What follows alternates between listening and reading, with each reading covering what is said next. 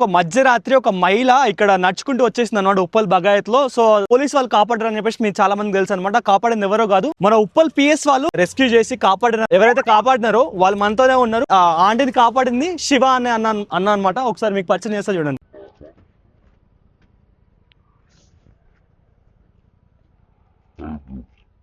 ఆయన ఆ రోజు అసలు ఏం జరిగింది అన్న? మేము మామూలుగా ఏంటి మా బీట్లో ఏరియాలో భాగంగా మేము వెళ్తున్నాం. ఓకే. ఈ నైట్ టైం ఇక్కడ ఏంటంటే కొంచెం బాగా డ్రగ్స్ తీసుకున్న వాళ్ళు, గంజాయి వాళ్ళు కొంచెం ఇల్లు బాగా కొంచెం వేరే వేరే యాక్టివిటీస్ నడుస్తుంటాయి ఇక్కడ. అవును. సో ఆమె ఇక్కడ నుంచి నడుచుకుంటూ వస్తుంది. ఓకే. నడుచుకుంటూ వస్తుంటే లేడీ పెద్ద 56 years ఉంటాయి ఆమెకు. అవును. కొంచెం మాకు కొంచెం డౌట్ వచ్చి ఏందమ్మా ఇక్కడ వెళ్తారు ఎందుకమ్మా వెళ్తే ఆమె ఏడుస్తుంది. కొద్దిసేపు కూర్చోబెట్టి వాటర్ తాపించి కూర్చోబెట్టినాం. కూర్చోబెట్టినాక చెప్పింది ఇట్లా నేను ఇంట్లో గొడవ పెట్టుకోవచ్చు, చనిపోతాం అనుకుంటున్నాను సార్ అందుకే వచ్చినా అని చెప్పి ఏడ్చింది. ఏడ్చి ఆమెకు ఆమె దగ్గర ఫోన్ లేదు, వాళ్ళ ఫ్యామిలీ మెంబర్స్ ఫోన్ నెంబర్ ఆమెకు తెలియదు.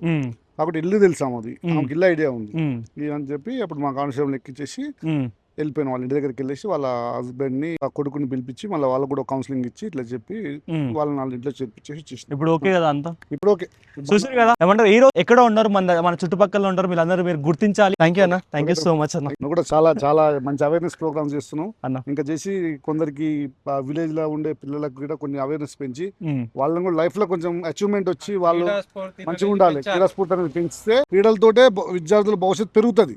క్రీడలతోటే డ్రగ్స్ కు దూరంగా ఉంటారు, క్రీడలతోటే చెడు సాహసాలు పోరు. అర్థమైందా? అట్లాంటివి నువ్వు కొన్ని చేపిస్తున్నందుకు మాకు కూడా ఇన్స్పిరేషన్ ఉంది బ్రో. మేము ఇప్పుడే చూసినాం ఇది.